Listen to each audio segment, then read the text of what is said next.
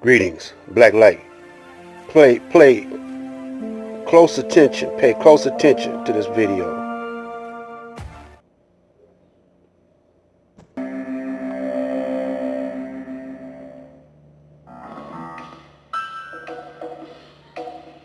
Of the strange research to come out of mid-1900s America, there is little with a legacy as enduring or as terrifying as the Mouse Utopia experiments. Taking place throughout the 50s, 60s, and early 70s, the grim fate of the subjects was published in the national magazine Scientific American, and the experiments themselves were largely taken as apocalyptic portents. In a post-war United States, the language used to describe the results such as behavior sync became synonymous with fears of an overpopulated world and violent, deviant behavior in cities. Today, they are preserved within fiction, such as Channel 4's conspiracy thriller Utopia and the classic animated movie The Secret of NIMH.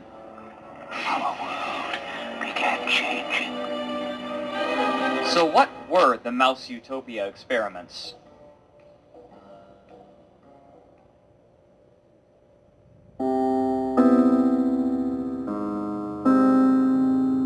Shortly after World War II, a group known collectively as the Environmentalists were making a large push to prevent environmental degradation, as well as overexploitation of the planet's renewable resources. Among these people were a group specifically known as the Neo-Malthusians, a term referring to the 18th and 19th century English scholar Thomas Robert Malthus. Malthus proposed that, while the world's population may increase exponentially, food production can only increase linearly, leading to an eventual subsistence-level existence for the human race that became known as a Malthusian catastrophe. While advancements such as the Green Revolution saw that this didn't come about, the Neo-Malthusians acknowledged his concerns about overpopulation and feared that this pattern would result in the collapse of civilization or, at best, have extreme adverse effects. These fears were given a platform in writing of the time, especially in works such as William Folk's Road to Survival in 1948, and perhaps most famously, Silent Spring by Rachel Carson in 1962. Before the movement's explosion of popularity in the 50s and 60s, however, researchers had already begun work investigating the effects of population growth, and among them was a man named John B. Calhoun. Born in 1917, Calhoun took an early interest in science, specifically ornithology, publishing his first paper on birds when he was 15, but over time, his interest would change. By the time he received his PhD, his focus had turned to ethology, the study of animal behavior. When his education was concluded, he moved with his family to Towson, Maryland, to begin research at Johns Hopkins University in nearby Baltimore, but the research itself would be conducted much closer to home. In 1947, shortly after he arrived, he approached his neighbor about using some of their neglected property for an experiment. The scope would be massive, and according to Calhoun, his neighbor probably didn't expect such a scale when they agreed to let him use the forested area. Taking over a quarter of an acre, Calhoun constructed a massive habitat, complete with food, water, ample shelter, and protection from predators, with the only limiting condition being their restriction to the quarter-acre living space. He affectionately provided his enclosure a name, Rat City. Unfortunately, no publicly available images of Rat City exist.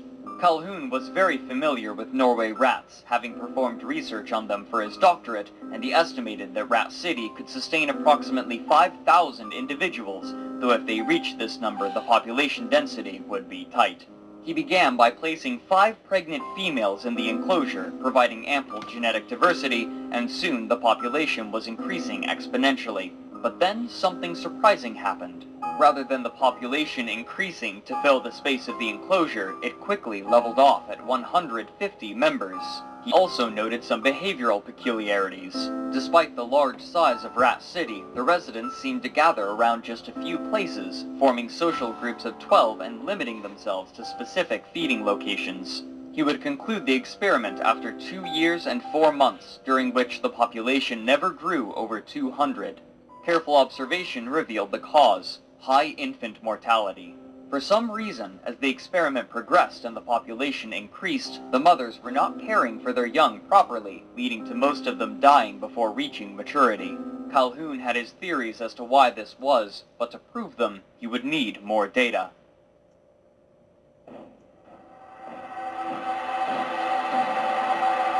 In 1954, about 5 years after his initial experiment concluded, he was hired by the National Institute of Mental Health, often shortened to NIM.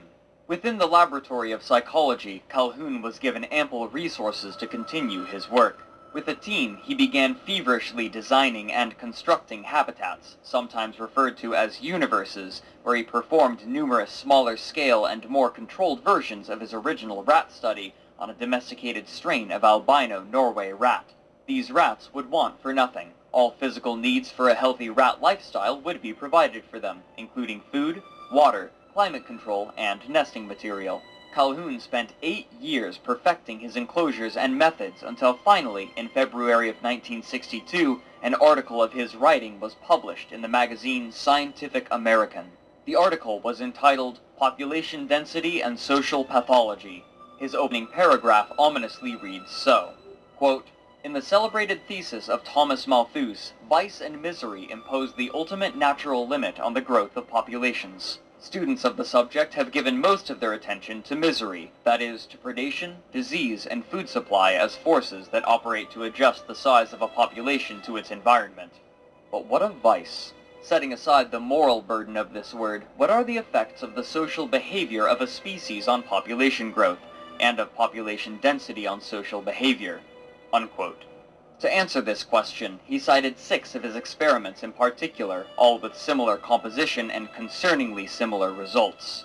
The design of these habitats was simple. The layout was a rectangle measuring 10 feet by 14 feet, divided into 4 equal sections by electric fences. 3 of these fences sported bridges over which the rats could climb, while one fence lacked such a bridge, essentially creating one long space that wrapped in on itself. Each section was equipped similarly, with a food hopper, water, and nesting areas accessible by spiral staircases. But Calhoun, leveraging his experience with the rats, made special changes to encourage specific behaviors. He enticed the rats to use one of the center pens by making the spiral staircase to that pen's living spaces shorter than the others, though he admits this was a comparatively small factor. But the more insidious change was to their food supply.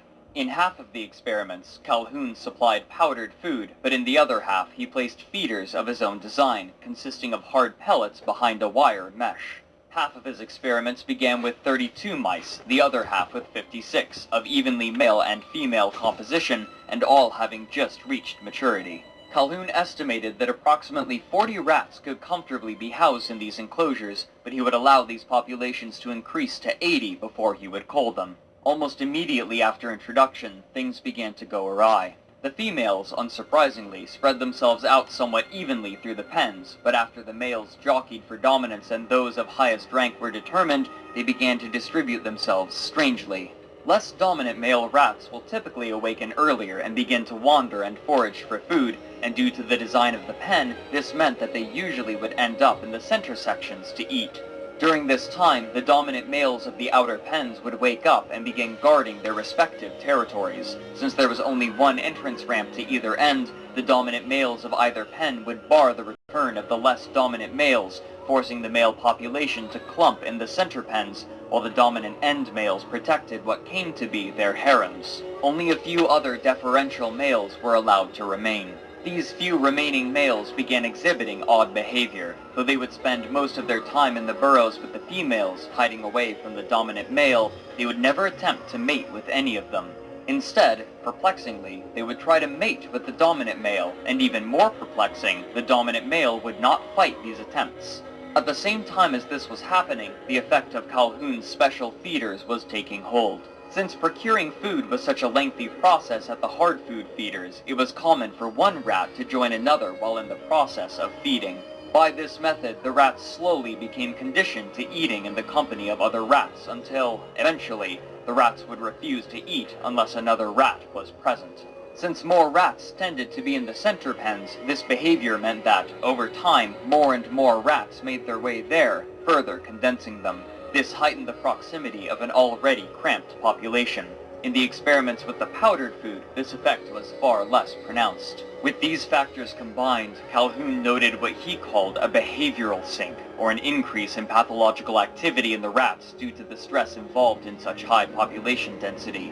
For the females, the behavioral sink manifested in reduced capacity for nest building and young rearing. Infant rats are extremely dependent upon their mothers for nearly all things. However, under the effects of the behavioral sink, the mothers would often be interrupted in their nest-building practices to engage in some other social activity. As time wore on, this led to sparser nests which could not house the young properly. If a mother decided to move her litter, she often would only move some of them or scatter them about the pen in separate locations. What's more, when female rats are ready to mate, the males can sense it, and the enclosed space meant that a female could not escape the continuous advances of the males during these periods. Even when they would enter their nests for a reprieve, they would be followed in and harrowed. These factors together resulted in an extremely high infant mortality rate, in one case reaching 96%.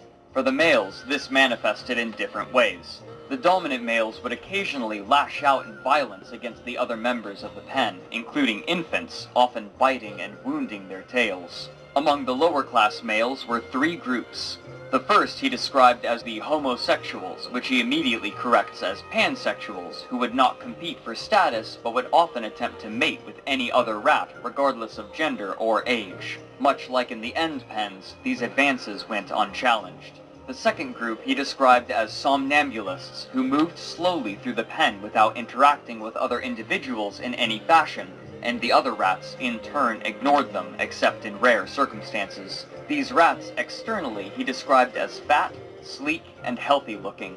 But to him, the strangest group was the third, which he named the probers. These rats were hyperactive, hypersexual, and pansexual. Despite violence from the dominant males, they would viciously pursue females in heat, eschewing any sort of courtship ritual and following them into their burrows to mate. Later on in the experiments, they would often find the corpses of the improperly cared for young, which they would cannibalize. In time, one of Calhoun's assistants would publicly describe these pens as hell.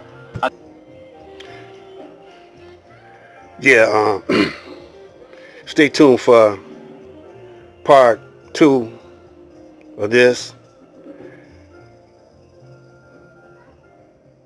The name of this video is going to be called The Rat Race, Population Control. This is Black Light. Stay tuned up.